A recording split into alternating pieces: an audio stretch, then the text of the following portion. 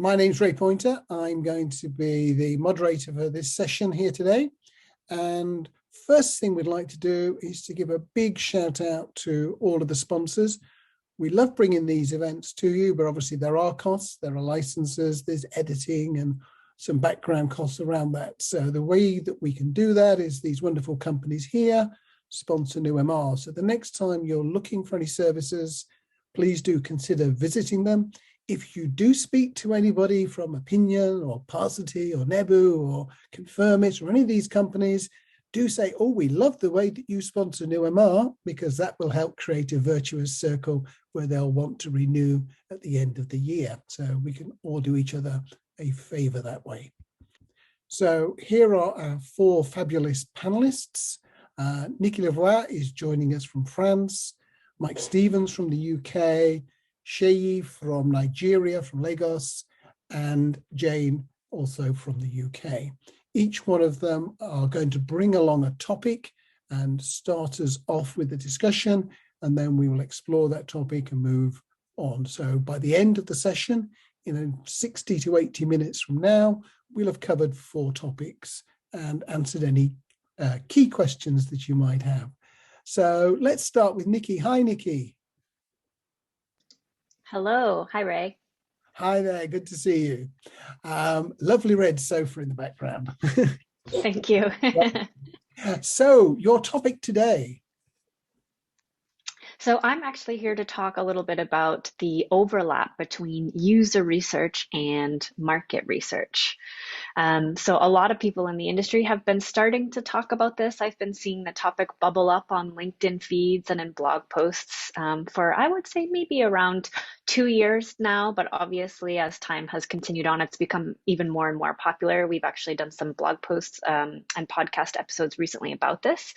So I just kind of wanted to address this and have this be the topic I talk about, because I would also love to see what the other panelists have to say and then potentially what some of the audience has to say. So just to give my very brief perspective on this, a lot of people start out by asking, what is the difference or similarity in the skill sets between a user researcher and a market researcher? My opinion on that is typically that the skill set of market researchers tends to be broader and deeper because we tend to be covering a lot more ground on the market research side, whereas on the user research side, we tend to be a lot more focused and specific in the research that we're doing. So when people ask, which is the better place to start? Should I start in market research and then, transition to user research, or the other way around? I would typically suggest getting a foundational knowledge in market research, because it will expose you to a broader range of techniques and methods, and then being able to focus those accordingly in user research. But moving on beyond just skill set, I do kind of have a pseudo bold prediction, I guess I would say, as it relates to these two areas. And that is that I actually think that the importance of user research and user experience in general within client-side organizations is going to grow and is eventually going to eclipse market research, and that market research and consumer insights functions may eventually be folded into user experience functions. And there's a couple of reasons why I think that. Market research, although it can and historically has had impact on the development of products themselves, market research is still actually thought of as research that is aimed at understanding how to sell a product.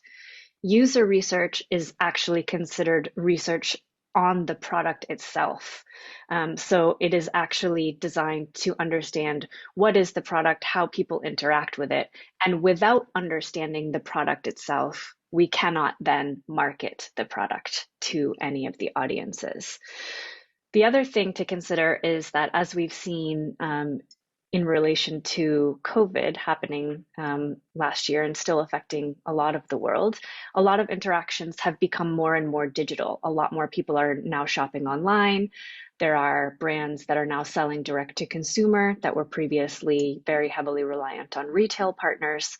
And because of this additional aspect of a digital interaction with a product or brand, user research has actually skyrocketed in importance in this past year, because user research also has this other affiliation that it is for testing digital products. So actually, user research doesn't have to only apply to digital products. It can be in relation to any kind of product, but because it has this association of being something that you interact with online. So maybe the product is a website, or the product is an app, or the product is a digital service. Because it's had that affiliation, a lot of client-side organizations have definitely understood the growing importance for them to pay attention to user experience as a whole. So there are a couple of things to consider if we do want to predict in the future that user research will grow and possibly eclipse market research in importance. One is that in my experience, user experience research typically has more budget. And again, this has to do with the fact that user experience research is in fact impacting the actual product that is being sold. Consumer insights functions very often have to fight for marketing budget, and they're competing with many other departments in an organization that also require budget to do their job. So where user research is able to get budget because it's about the development of the product, market research is about how to sell the product. One seems more important than the other in the eyes of key stakeholders, and so user research often has a bigger budget. The other thing is that user research has greater involvement by key stakeholders. Again, because of this idea that user research directly impacts the product.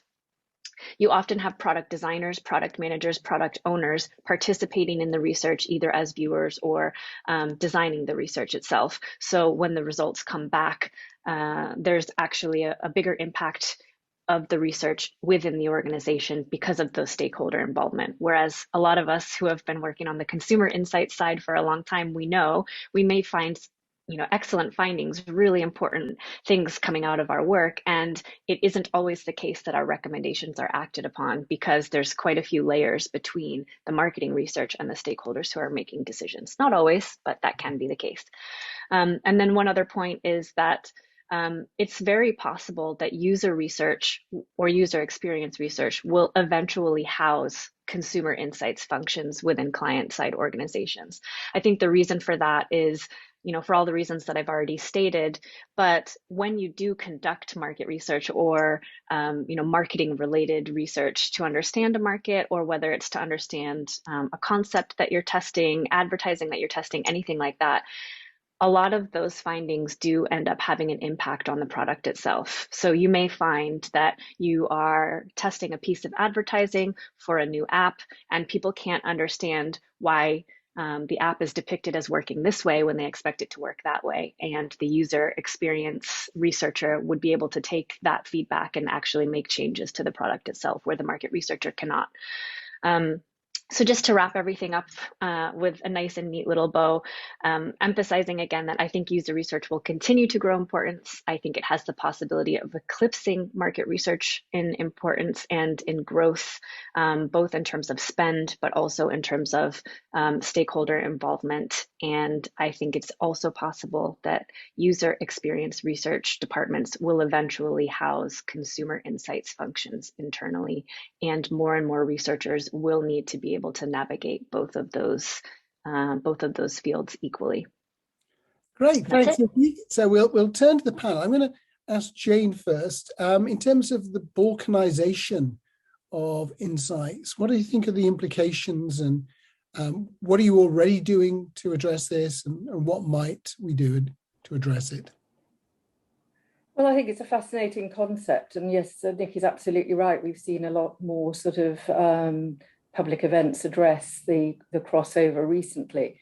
But Ray, you know that I'm an ex-client. I was never a professional market researcher. I'm a professional marketer.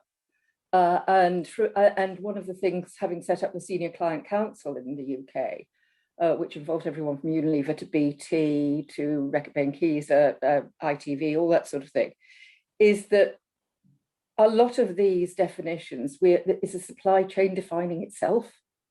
So actually, clients have very little patience with our sort of little bubbles that we put ourselves in. And one of the things that we discovered doing some international roundtables with the Insights Association and the Research Society in the US and Australia specifically, was this word agility is what is really pounding the clients, sort of doing their heads in.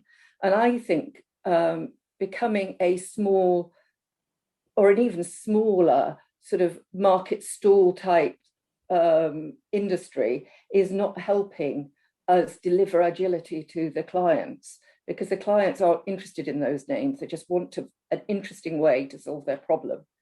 And I'm sure what Nikki is saying, a lot of this has come on recently since I was a client, but as a Unilever market brand manager, I just used whatever the right technique was. It wasn't about what it was called. And there were some pretty darn wonderful ones then, I seem to remember. So I think this is a serious threat. I think it's self-induced, and I think we need to get over it. Sorry.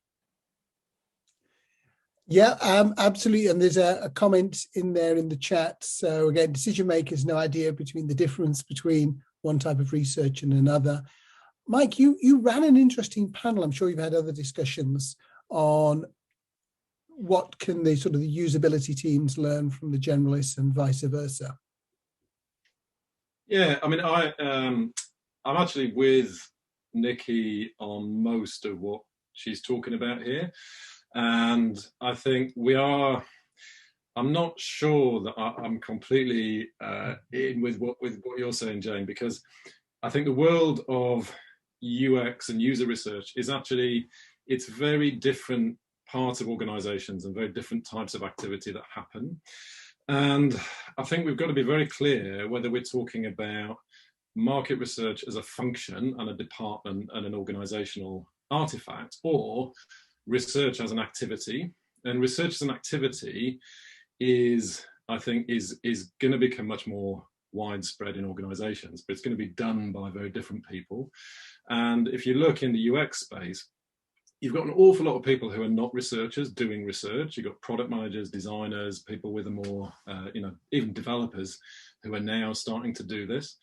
And it's a very, it's a much more fragmented set of activities. And to be honest, the UX research, body group of people are struggling with things that the market research industry has systematized and built process around for the last kind of 2 or 3 decades. So there's an awful lot of energy around the research ops side of UX research, because it's kind of been a bit Wild West and people have been off doing it, recruiting whoever, doing their own things. These are things that the market research industry has developed, a good set of processes and methods around. And I think rather than it being, usurped, I think what we're going to see is, you talked about balkanization. I think we'll see quite a lot of evolution of, some of the principles from market research will go into the UX space. Some of the tools that, UX researchers are using will be used more by market researchers.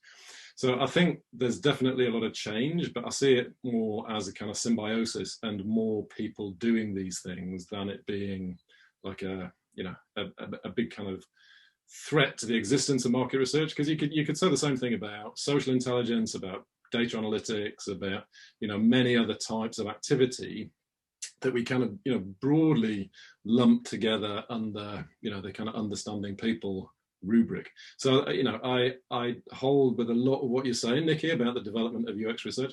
I don't think it's necessarily going to usurp. I think there's going to be an awful lot of porous, once we actually translate and understand the language, that 9 times out of 10 we're talking about the same thing, just with a different label. But there are some really effective things in user research and UX that market research industry needs to adopt. You talked about agility, Jane. Some of that really embedded teams, cross-functional teams, running weekly sprints, having cycles, product development cycles in the tech industry that are very, very short-term and fast turnaround, and very product-focused. So, I don't really see one displacing the other. I see a lot of evolution where there's a lot of kind of cross-fertilization. Seyi, what's the scene like in Lagos and perhaps broader than that in Africa? Is usability raising its head to the same extent?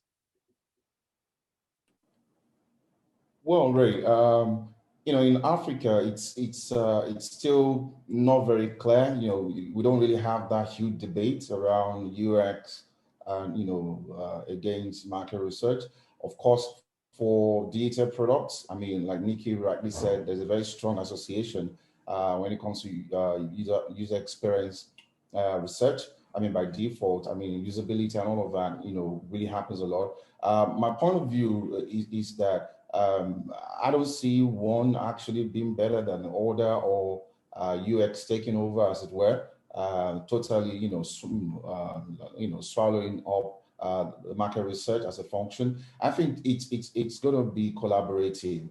Like Mike rightly said, I mean, there will be tools that will, that be infused into UX. There will be tools also in terms of approaches and thinking and the dynamics of UX that also MR, practitioners will begin to also infuse into what they do. See, ultimately, I always want to look at things from the lens of from the lens of the business owner or the brand owner.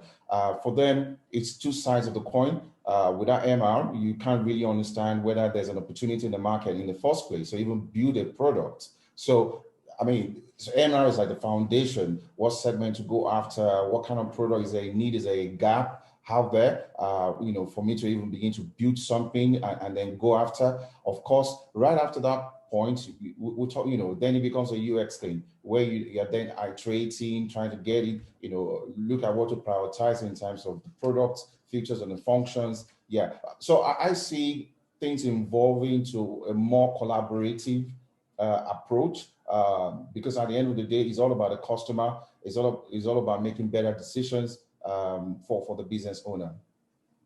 Thanks. Does anybody want to come back and add anything else before we go to Nikki to round up on that and move to the next topic? Ray, if I may, I think there is one thing that we need to challenge, and this is all of us. I've always had my suspicions, and I did a presentation with someone from BT the other day, and I'm glad to say they were shared by this particular person, that one of the problems that we get in user testing is it's frequently done from a technical point of view. And the net result is, if you ask yourself the broad question, why does so much tech only work for techies? It's because they're actually testing themselves. And that's why I do think it would be much more healthy if there was more of a fusion, and that we actually got people who actually ask, what about the small person then who doesn't really need a nuclear bomb making in their microwave? The test for me is 97% of the functionality of microwaves are never used. And that to me is a failure of testing if they've actually putting all that much technology into something that never gets used. But I'm sure it is very exciting when you write it in scientific journals or tell your tech friends about it. So I do think that there is more working together needed to avoid some of that. Saving the planet is a good reason for that as well. Absolutely, and linking back to linking forward to the fourth topic, inclusion. There's anybody who's not seen it, have a look at The Economist this week. There's an article about tech that doesn't work for people who are taller or shorter or have a different skin color or are female. Emily, the vast majority of tech is tested on, and drugs and medical devices are tested on white males. And turns out we're not a majority on the planet by the time you get that Venn diagram. So I don't know. Can I just add something on that? Absolutely.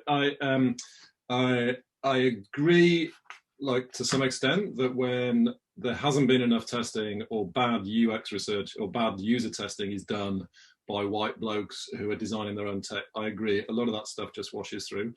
But the majority of specialist user researchers, I'm in a couple of communities and I see a lot of the stuff they talk about. Those who are specialists, either embedded in larger tech organizations or freelance, are generally very focused on diversity and inclusion, making sure that design is inclusive. They are generally very well trained in observational methods and have good backgrounds in psychology. So where you've got specialists, actually, I see actually more attention being paid to some of those things, and a lot more concern than I actually have in the market research industry. But I think you're right in that there's far too much stuff just goes through on a nod, either doesn't get tested or is tested badly, or is just, you know, let's get enough data to validate our default hypothesis, which is this works for me, so it'll work for everybody. So, you know, I think let's not tarnish specialist UX researchers with bad product, because there's an awful lot of very highly skilled people in the UX research industry. Absolutely. I think, Mike, I was tarnishing tech with doing too much tech. Well, probably a good lead into me then. Well, yeah, just like Nikki, is there anything you want to respond to before we move to Mike?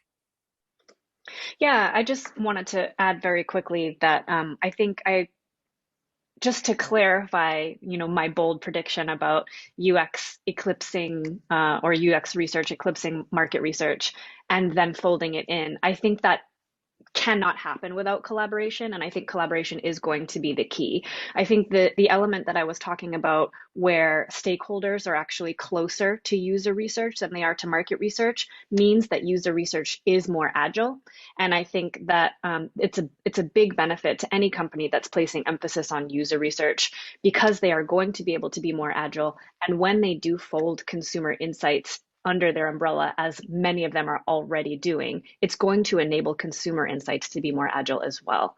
And I completely agree with what Mike just said. As you know, Ray, very well, I am one foot in both communities, user research and market research. And it's user researchers that are leading the way in diversity, inclusivity, accessible testing, accessible products, accessible design. Market researchers are behind in terms of, you know, all of the things we can be doing there. So it is, in my opinion, not at all a threat, you know, talking about doing things this way. I think it's going to be an improvement. I think it's going to place greater importance and emphasis on consumer insights functions when they are given the freedom and the flexibility to collaborate more quickly in a more agile manner with their stakeholders, understanding the importance of the consumer insights function, and we'll be able to get more done with less moving forward. Thanks, Nikki. And we're going to come back to inclusion later on in the session. But now we're going to move to research is going to be a lot less expert, Mike. Yeah. Well, this is probably a little bit counterintuitive given what we've just been talking about. But well, bear with me, because there's some logic here. Okay. So the demand for insight, understanding of people, you know, whether we call them users, consumers, audience members, customers, whatever it is, that demand for insight is growing, and it is growing actually pretty strongly. If you look at Simon Chadwick, some of you know, tracks investment into the industry, $5 billion of external funding coming into the broader consumer insights industry in, you know, during a pandemic year, so during 2020. So there's a huge amount of, you know, demand. Gartner tracks some of these things with, you know, the CIO and CEO investment priorities. When it comes to technology, data and analytics are always top of the tree. So, you know, understanding what's going on with people, I think there is this enormous demand, and I think we have to be careful about talking about, you know, market research defined historically.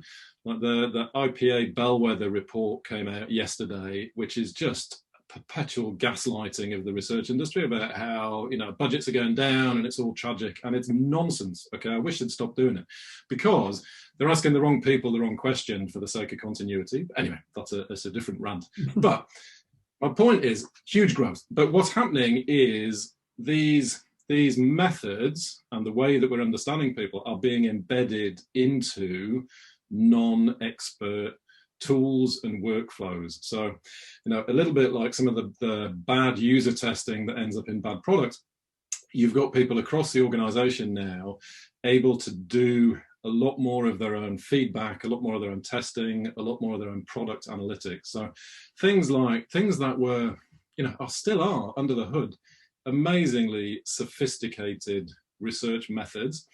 And, you know, we happily write off A/B testing as, you know, which is the least crap, you know, web page design.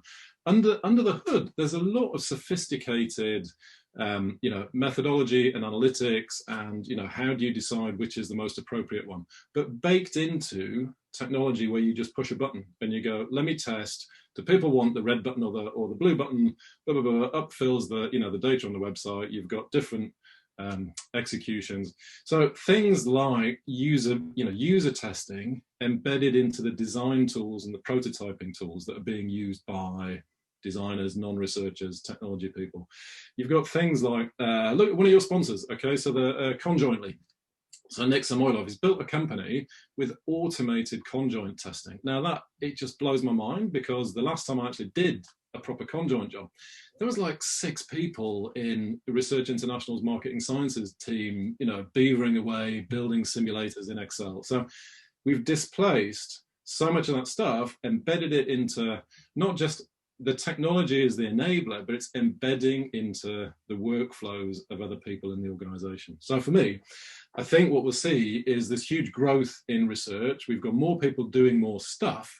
We've got less of it funneling through the department or the agencies that historically have done what we think of as market research. We've got far more people doing their own desktop product analytics, social intelligence, surveys. SurveyMonkey is the kind of poster child for people running their own quant research, but it's happening on an enormous scale. There are so many different tools and integrations that now mean and that comes with pros and cons. So the less expert means you've got people just on a painting by numbers basis making a decision they think is grounded in data. It may not be the case, might be badly designed, all that sort of thing. So that's my my position, is that we're going to see a lot more being done by people who are a lot less expert. And just to add to your SurveyMonkey example, they announced earlier this week a new brand tracker, presumably targeting the likes of Kantar's Millward Brown type tracking, using AI, fundamentally cheaper, fundamentally easier to set up. Yeah. And I don't have any reason to believe that it won't be as useful to most people, actually. So I've got a bit of and I have to disclose, SurveyMonkey is a customer, so I've worked with them on various things. So just full disclosure, but SurveyMonkey has become almost like a pejorative verb by in the market research industry. Especially people in agencies will get, the client will, do something quick and dirty, they'll SurveyMonkey it. So quick and dirty and SurveyMonkey has become this like delusory, like conflation of things that are just not true. If you look at what they're doing with their, like you said, the brand tracking thing, the systematic concept testing frameworks, all that stuff, it's really, really impressive. So, write these tools off at your peril, because they are, going to displace an awful lot of historical activity. So who would like to chip in some thoughts on that? Yes, Jane. Ray, I have to agree with Mike completely, I think, but I think this is part of, as a sector, we need to put our hands around everything. And people expect me to have a downer on SurveyMonkey. I don't. I have a down on bad use of SurveyMonkey. And I do think that it is a dialogue we have to engage in with people like SurveyMonkey about how they encourage better use of their product, rather than the sort of thing Mike talked about.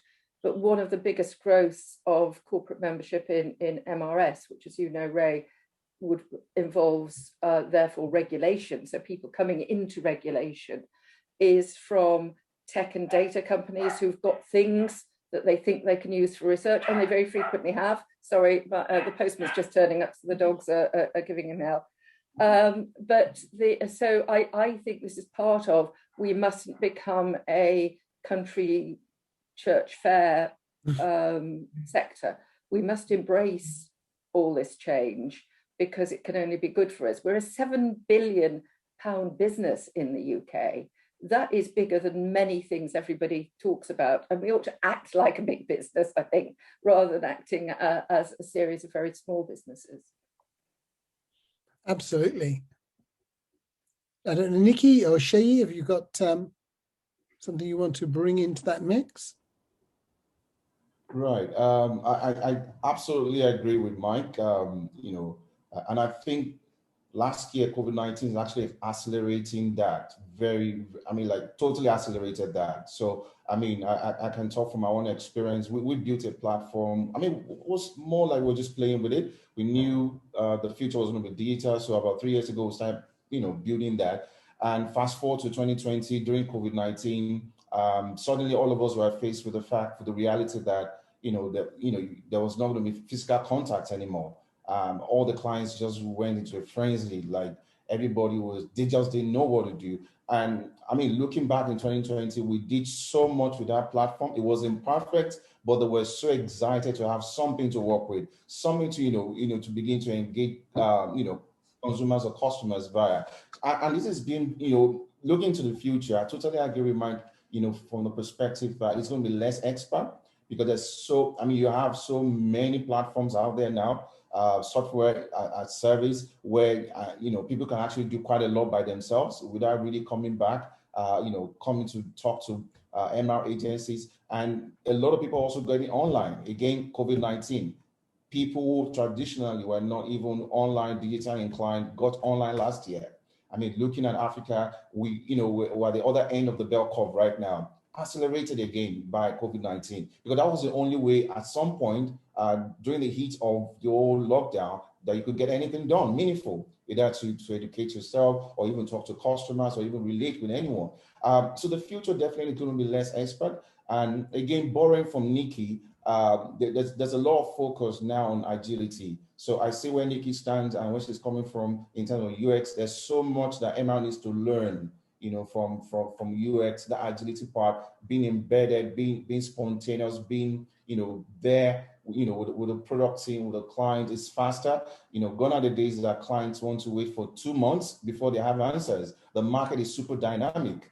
They need to make decisions and move quite quickly. So it's the future is quite interesting in terms of even as MR practitioners, we need to begin to rethink what exactly is our core skill. I tell my team members, I say, our core strength as MR practitioners is not so much about the tools and the methodologies. It's actually about thinking, because if you look at it in another 2, 3, 4, 5 years, the world as we know it today will be so different. But one thing that will be constant is our ability to think, is our ability to connect and understand humans. And that should be what we really start building more on, because platforms will get to do quite a lot of what we're currently doing. Great. I think there's an interesting, sorry, Nikki, you first. Am I allowed to jump in? I don't want to throw a monkey wrench into the discussion, but everything that you're saying reminds me of this little example that, I'll just throw out, and maybe others on the panel can comment on as well. Agree with everything that's being said. I will say that it is about thinking. It's not necessarily about the platforms. However, when these sort of non-expert practitioners within an organization take on a piece of research themselves, what happens a lot of the time is they see a platform like SurveyMonkey, they feel empowered to conduct a piece of research. And then what happens is once they get into it, they very often realize that they are either over their heads, that they don't have the bandwidth that this piece of thinking requires or deserves. And they very often then turn to the platform and say, hey, can you actually step in and help with this? And I know this because, at MindSpark, this is really, really common, is we actually get contacted a lot by platforms to say, such and such company wanted to do a quick and dirty piece of qual research. Then they realize they don't have the time. Can you step in and moderate and do the analysis? So we may have actually been talking to XYZ client to try to do the research with them. They said, no, thanks, we're going to do it ourselves. And we end up doing it anyway, just through another channel. So would love to hear thoughts, feedback, and especially from you, Mike, because I know, with all the work that you're doing with platforms, kind of what you see for the future of this, because I do think there's a lot of dabbling happening. And I actually think it's a good thing when the dabbling happens and then people realize, wait, I might actually need some help here. Yeah, very cool. I'm glad someone took the bait, and I'm glad it was you, Nikki, because honestly, so my whatever my pitch was for this panel was, to be honest, was one half of the story, and I was hoping we'd get a bit more feisty discussion around it, because, to be honest, the other half is it's going to be a lot more expert as well, which is not contradictory. What we've got is this distributed, non-expert use of all these technology tools by people who don't have much background in research. But conversely, what's going to happen is there's going to be an increasing need for genuine expertise on the, because we've got depth of knowledge in expert areas of, qualitative, especially of analytics, of, semiotics, all of these niche areas. We're going to need more consultancy and coaching so that people know how to use the tools properly. I think what's going to happen is we're going to have this hourglass-shaped evolution in the industry where we've got masses more volume going through fewer, less expert people with a lot more technology. We're going to have a lot of value being shifted to people who are genuinely expert, can consult, can talk about brand strategy, can talk about, product design in a research sense, and coach people. The people who are going to struggle are the people in the middle whose role for the last kind of 20, 30 years in this industry has really been about moving information from one place to another. So it's been about collecting data, packaging it, and distributing it. That's going to disappear. It's going to be massively squeezed. So we're going to end up with this volume and value thing, I think, where the non-expert, the less expert future is only half the story. So I'm glad you called that out, Nikki. I agree with you. So I think there's an interesting analogy with cars, because we can often be very precious when we talk about our own discipline and how important our knowledge is. For most people, dumbing down cars has been a good thing. So going to an automatic instead of manual gears, and using sat-nav instead of being a map reader. For most people, that improves the quality of the driving. It improves getting to the right place. Rally drivers, on the other hand, they want manual gears because they're using them as experts. And sat next to them is their co-pilot, who is actually a navigator, who is looking at a really detailed map and saying, it's a 90-degree right-hander. You should be able to do it at 45 miles an hour going into the S-bend afterwards. So, yeah, I agree, Mike, absolutely. This bifurcation, the median project is going to be better using these platforms. But the good stuff, the top end, the fun stuff, is still really going to need the experts. And of course, there'll be some scraped knees between here and there. So anybody else? Okay, in that case, we're going to move to a quite different topic from Seyi, attracting millennials.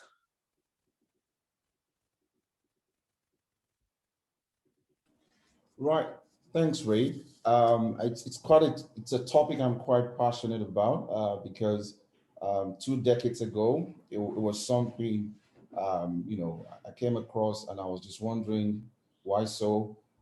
Looking back quite recently again, having conversation with colleagues, globally, it's pretty much still the same. Over 20 years ago, left school, or even before I got into university, had no clue whatsoever of the industry called market research. And then out of school, I was just looking for something to do, right? I stumbled entirely into this industry. I keep wondering why the non-visibility, why, it's not even aspirational, so to speak, because, if you talk to millennials, you talk to the Gen Zs, they don't even know, they don't aspire, for the industry, as it were. So we still have the usual suspects of, I want to be a doctor, I want to be an engineer, I want to be a lawyer. And also there was a recent study done, I think called Dream Jobs, released last year by the World Economic Forum, right? Sometimes in February. And they found out that over the last 2 decades, there are actually absolutely no changes in terms of the, the career options that kids and young persons and teenagers are actually looking forward to take on. It's still pretty much the same suspect. And they've also found out that it's grossly influenced by friends and families, what they see, grossly influenced by, the big media. You have the TV, the radio, and of course the social class. So again, that's a concern. I mean, it's still pretty much what it is today. And the issues are around, young people are not aware. They're wondering, what exactly is it? I remember when I started working, my dad asked me, what exactly do you do? Oh, I work. We research products and services. I said, no, like, what do you get paid to do? I mean, it took a long while before they could come around to believe I have a real job.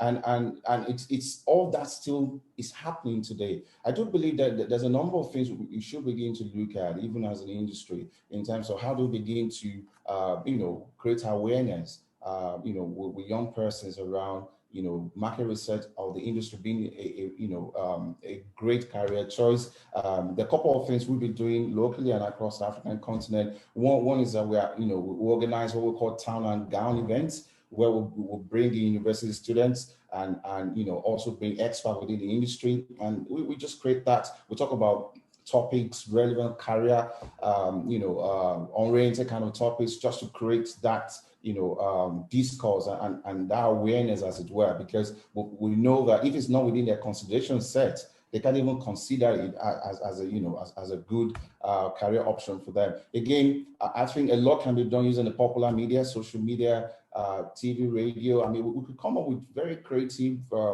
industry-specific events that we can actually put on those platforms, because those are the platforms that these young persons are actually, exposed to. Again, partnerships is something that we can also look at. I know the University of Georgia, they have a program, targeted at market research, but I'm not so sure there are so many universities globally doing just that. So again, it's not even, right in the face of young persons as something they should consider. And I also believe our recruitment strategy should be relooked.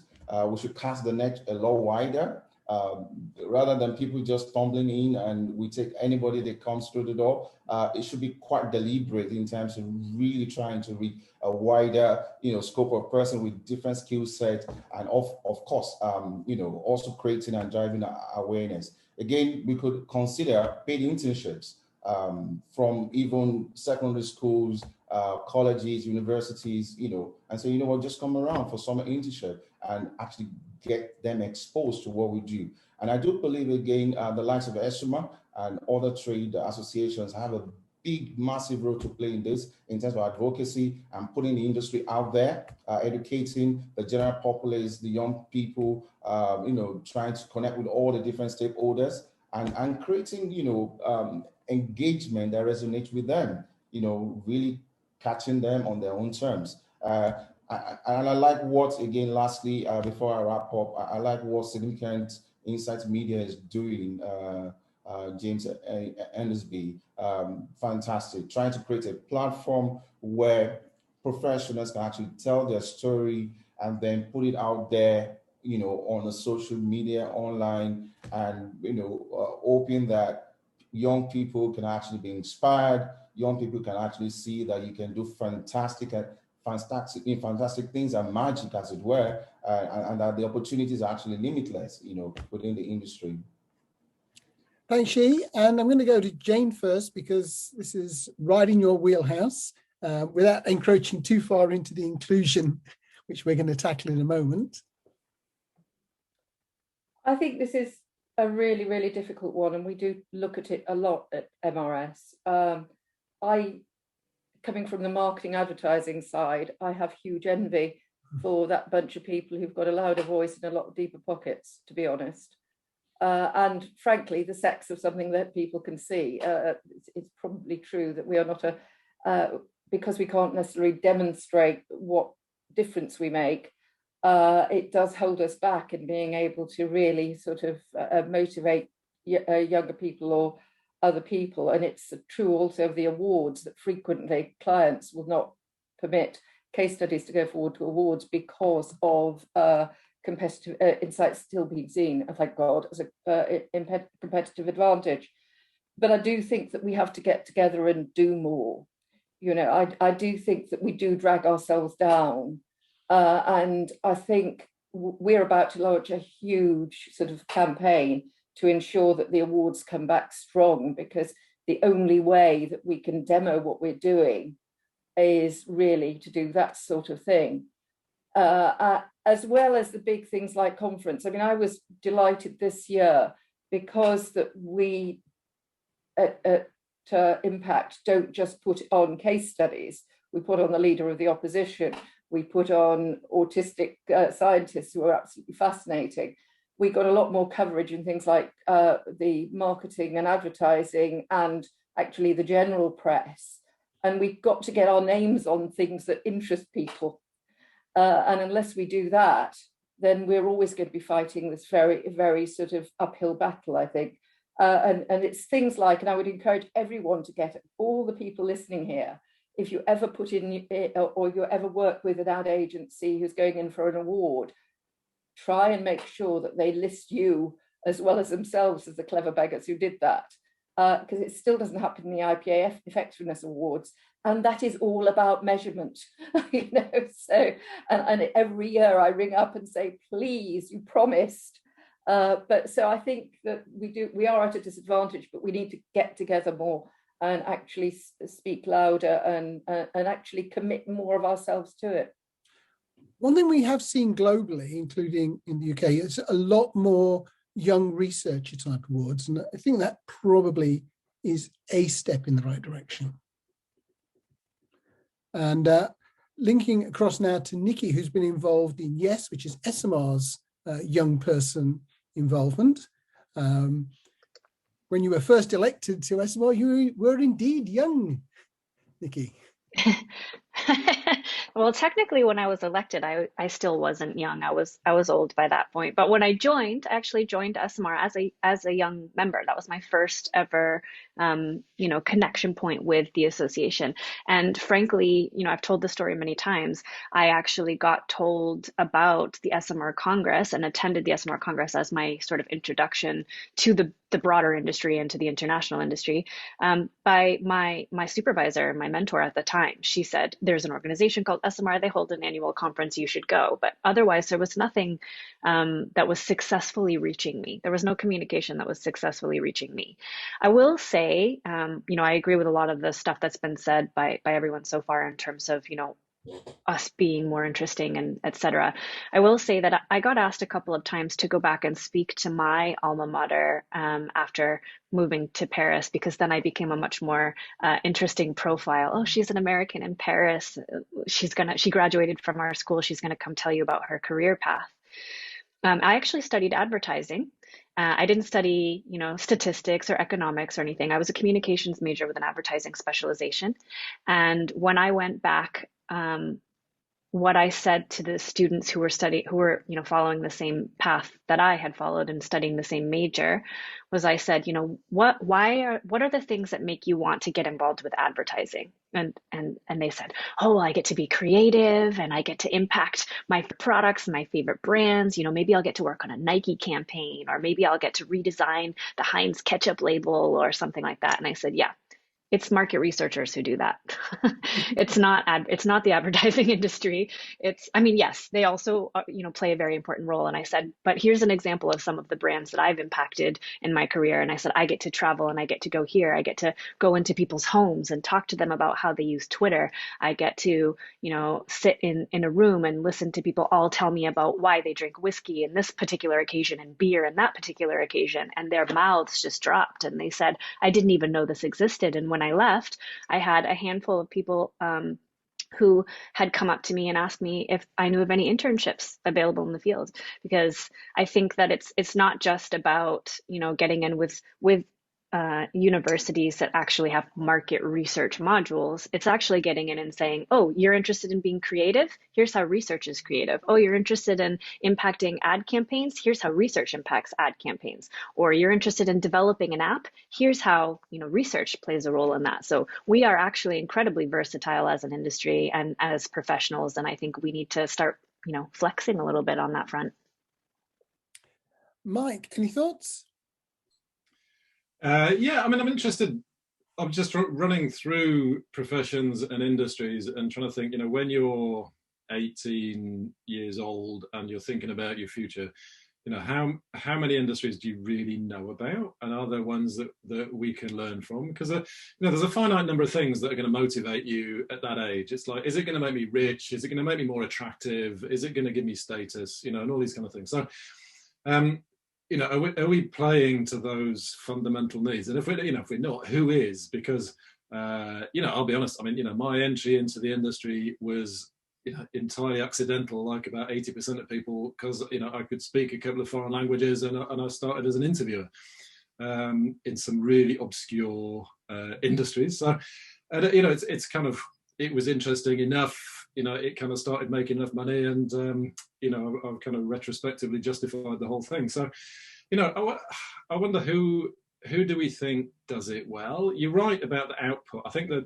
something tangible, whether it's like a product or a campaign, we don't have the kind of glory of Hollywood movies about, like the banking industry, that, it might be divisive, but, you've got Wolf of Wall Street and various other things that, that kind of market industries for, for them. But, honestly, I don't really have the answer. One of the things that I wonder about is the language around what we do a little bit missing the mark? We talk about it as research, but like, does that sound a little bit, dull and theoretical? Should we be talking about behavior? Should we be talking about change? Or, I don't know what this is. So, I don't have an answer. I just have more questions. Sorry. One more thought. I think one of the issues is the salary levels for people starting in research in London, in the UK, are abysmally low. And I think that is unattractive. And I think one of the reasons they're low comes back to your point, Mike, that we've got a lot of agencies who are trying to compete with machines by working harder and cheaper. And we've seen that in history so many times. You can't just work harder and cheaper than the machines. So we need to work smarter, and we need to be wanting to pay better salaries, because it reflects, coming back to Nikki's point a moment ago, expertise.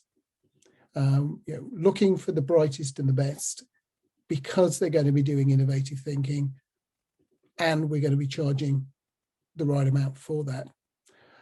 Seyi, do you want to just sum up on that, and then we're going to move to inclusion? Right. I think my closing thoughts on this would be, changing the narrative and the whole experience that all of us agree is what it is at the moment. It's going to take deliberate actions, very deliberate and sustained initiatives. And at the end of the day, honestly, we need to make our industry famous, right? Like Mark said, it has to be aspirational. People must really look forward to joining the industry and with a feeling that they definitely will make a difference in the world. So with that, thank you, Seyi. We're going to move to Jane. And just before you start speaking, Jane, I'm just going to sort of blow the trumpet a little bit for the MRS. Over the last few years, the MRS has become the real benchmark, I think, for inclusion globally, and of course, what's going on here in the UK. So please kick us off on inclusion. Thank you, Ray. It's always worrying sharing a panel with you or with you on the panel, because you always summarize things better than I do, and that is real superpower. But I'd like to suggest something now that maybe addresses our last conversation just a little bit. Obviously, everyone always makes a case for inclusion based on its right, its human dignity, its good business practice. I would like to make the case for inclusion, and I generally come at this from my normal bounce, which is it's a joyful thing to do. It's emotionally a much nicer place to be. But I'd like to come up at this a bit different today, and maybe address that last conversation, and suggest to you that as a sector, our superpower is curiosity, and that superpower can be found everywhere, and often in places where people haven't conventionally looked. But if we are actually going to change the way we look as a sector, we really need to gather behind a core purpose. And I believe that our core purpose as a sector is to give people a voice to power, particularly those that would normally possibly be underrepresented. And we've almost got a duty to do that. I think people would get out of bed for a mission like that. I used to be a senior director at, God help me, Revenue and Customs. Nobody ever got out of bed to collect tax. They do get out of bed to build hospitals with tax. And that's the reason that they really are motivated. A lot of the wonderful people, that they are wonderful. So our superpower is so magical because it actually empowers people. But in order to do that, we really desperately need to look like the people we want to represent. It's no good being where we are. And I know a lot of people tell me that, and I have been told over the past few years, that actually the sector is very good at this. Actually, the sector is very bad at this compared to where it should be. And there is still, and the MRS for the last 3 years has done a large-scale research into the sector, into perceptions, beliefs, and behaviours. A vast difference between whether you are white, middle class, and male, and with no disability or perceived disability, and everyone else. And that's sad because over 60% of the sector is female, but yet a significant minority of the sector believe that it's any good for women to be in the sector. This is just pure rubbish. And I think one of the worst things is that only 40% of young people think the sector is fair for all. And if this isn't a wake-up call for us to do something about, I really don't know what is. You know, it is true that in large companies, and they are the big employers, 74% of people say that they feel that they are comfortable being themselves, but only 32% of them think that they're a diverse company. So, you know, you're okay and you're happy being yourself if you're not particularly diverse. There is some good news about this. I think we can all gather together behind this subject as a part of actually attracting better talent, more talent into the sector. We will get further. And there is some good news. So networks like MRS Pride, which has been hugely successful, there is a marked difference between people in the LGBTQ plus community and ethnic minorities and women, for example, in how they feel about themselves and how they feel they are welcome in the research community. And that has changed. And I give a lot of credit to all those wonderful people who've run MRS Pride. And more is starting to get there. They're starting to do intersectional stuff with MRS Pride. So I think enabling networks like that and Wire and Core are going to be really important. But we have all as employers to put our commitment behind that. And Ray knows I'm going to plug this, and that's the Inclusion Pledge.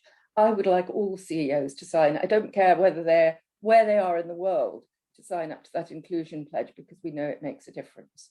I have conversations with staff who ring me up and say, why isn't my business signed up? I will sign anyone up after a conversation. They've just got to commit to it. So there are things we can do. There will be apprenticeships in the UK soon, coming in September. There are big programs that we have. We actually award a diversity award at the moment. And I think the award season this season is going to be about people in leadership, less than case studies, because of what COVID's done to us. So here is another opportunity to get behind what I'm talking about. And so in answer to the last debate, I think a lot of the answer is actually the power and excitement and verve we put behind change in this area. So I may be being overexcitable, I may be being over highfalutin, but I do hope everyone who's listening feels that this is something they can take part in too.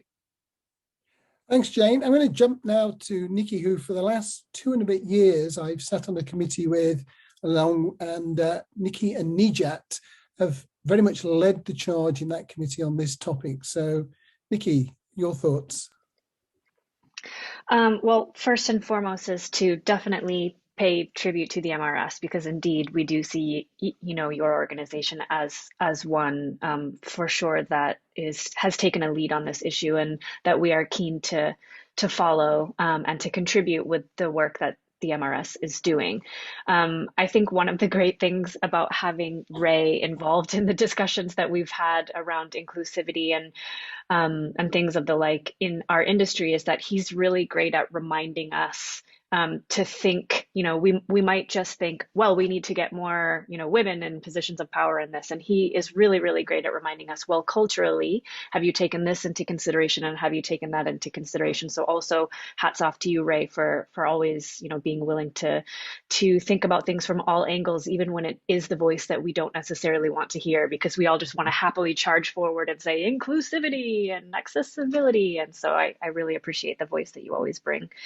But, outside of that, I mean, I think that the thing that you said, Jane, at the beginning is it's really troubling to me that we are hired by clients to help them produce diverse research that represents diverse populations when we are not a diverse population as an industry. I think this is inherently, the biggest problem that we face. And as somebody that runs a company and hires people into the industry, sometimes people who are fresh out of university or sometimes people who are very experienced, I can say with certainty that we do not see many people of color or many people of varying different physical or visual abilities as we do white people.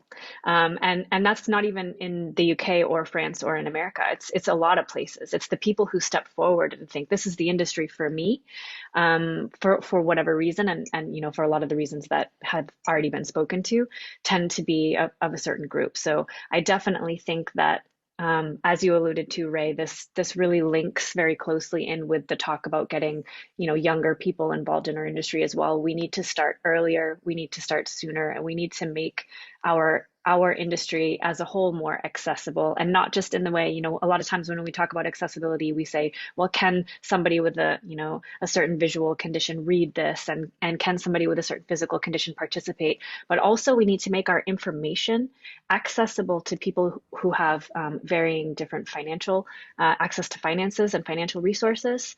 And the way we do that is by, putting our content out there into communities that we may not initially think of as being interesting to us. But the fact of the matter is that all communities should be interesting to us, because everyone's got something to offer in terms of our, curiosity superpower. That doesn't, it comes to us in a variety of ways. How we become curious comes to us in a variety of ways. And I think we need to be a lot more open to where and how we tap into that superpower.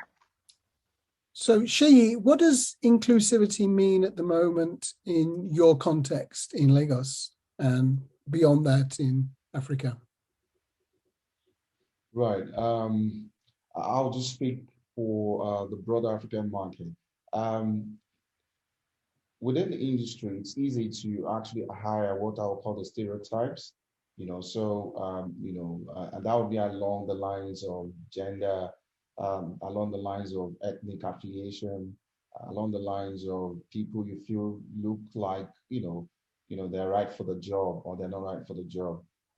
That happens, and intentionally within even the business I run and while I was still at Kantar many years ago as a deputy managing director, we had to talk about how do we ensure that we actually have a very inclusive, team, because again, we've seen the benefits from just the level of creativity and the sense of belonging that team members do have when they feel that the entire team is quite inclusive and it's not, one of the same across board and nobody's rejected for whatever reasons along any dimensions, as it were. So it's not a big issue in Africa at the moment, but definitely it's something that all organizations are quite,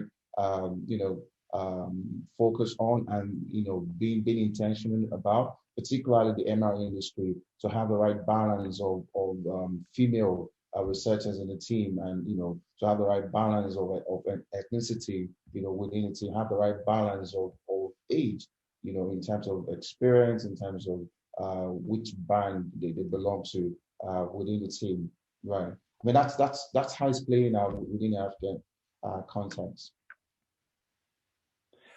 So, Mike, any thoughts? Yeah, as as the white middle class bloke representative on the panel will kind of end here, I guess. Look, I you know, at the moment, I'm in a business of, you know, one full-time person, which is me. I run a lot of freelancers and various things. So, you know, I think you always have to look at things and say, what can you do that's, you know, that's actually going to make a practical impact. It's great to support this stuff. You know, so there are things, you know, take Annie Pettitt's lead about, you know, I'm not going to have more than 50% of the presenters at events that we run are going to be white men. You know, all these sort of little things. I think, you know, you've got to try and, this is, you know, we're not an outlier in terms of a lot of industries. That doesn't make it right. I'm saying, you know, that this is a broader commercial, business, social issue, you know, across a lot of types of company. But I think, you know, one of the things for me is we are, you know, most organizations that are working with research are commercial in some form. They're, you know, they're agencies, they're supplying, they're trying to make money for their organizations. Obviously not, you know, there's a lot of social stuff gets done, a lot of different types of organizations. But I think we also have to tie the value of diversity to the value of commercial impact. So for instance, you know, the advertising industry is, you know, has been shocking at this, and then suddenly about 3 years ago decided to, you know, to kind of populate adverts with people who are differently abled, who are not white, and all this kind of thing. It kind of switched overnight. But for years, you know, they've been targeting, the vast majority of outbound communications have been all about, you know, the celebration of youth and the value of youth, when, you know, 80% of wealth and assets are owned by people over 50 in the country. You know, so all of that sort of thing, I think we need to challenge and go, we have to, it is a good thing to do. Obviously, it's a good thing to do for long-term health, but we've got to find ways of, you know, of ensuring that diversity, by reflecting the value of different groups and by representing them effectively, actually has commercial value as well. So that where you've got people who are dragging heels, great that people are signing pledges, great that people are doing this stuff. I think we have to make that link tighter for the, you know, the different businesses and organizations that are bottom line driven as well. So that I think we need to, you know, we need to be strong at. I'm going to some extent disagree with you, Mike. I think that good. I think probably from a nous sensible point of view, some people have to do what you just said. I think that real change will come, however, from the people who believe it's right, and you do this. And I think that we shouldn't try to get those two groups of people to agree. Let the people who are doing it for purely it's the right thing to do, just get on and do it for those. And then a separate strand can talk about, well, this is what happens if you don't design it. Here's how inclusive teams produce better outputs. Here is what happens in countries where the prime minister is a woman, and here's what happens in countries where the prime minister is a man in terms of a lot of the COVID outcomes. I think that we need to facilitate two separate strands because the gulf between those two isn't really crossable. Yes, but if you look at what's happening, you know, look at voting rights issues in Georgia, and, you know, look at all the businesses that are coming out in support. You know, are they coming out because fundamentally they believe it's the right thing to do? Did Nike go with the Colin Kaepernick, you know, Take the Kneel campaign purely because it was advocating for what's right? No, because they segmented the market, they recognize they're losing business to progressives and liberals, and, you know, so it's now. There's a, you know, I agree. I think those things need to work in tandem, along with, you know, regulation and kind of pseudo regulation, which is everybody else needs to publish, you know, salary, you know, discrepancies by gender or whatever else. If we don't, then we look bad. So we kind of have to. So there's a, you know, I think you're right. I think there's a lot of different tracks that push these things forward. So, you know, no silver bullets, you know, but I think the tying commercial benefit to some of this, you know, the improved diversity inclusion, I think is one strand of what needs to happen. Absolutely. So Jane? Yeah, I'd like to reassure Mike that we are very practically focused. And so members of the Senior Client Council and MRS members who are in the client side are now all asked their procurement departments, not just to ensure that the people on their shortlist are MRS accredited, but that they've also signed the pledge, which is us just moving people into a space where they need to talk about it. Yeah. I think there's a lot of work has been done on the value of inclusion. I don't think we need to recreate that. I mean, Harvard Business School have done it, McKinsey have done it, even bless them, the government has done it. But I do think we should be slightly horrified that our sector in government statistics is behind some which are, you would think would be more wrong than us in this area. So I do think that we can't be supine about it. I do think that we need to probe both. I do think they're a practical thing forward, but I think every single person can do something, even if it's only going to your CEO and saying, can you sign this pledge? Or as a client, going to your procurement department and saying, please make sure that they meet this level of diversity.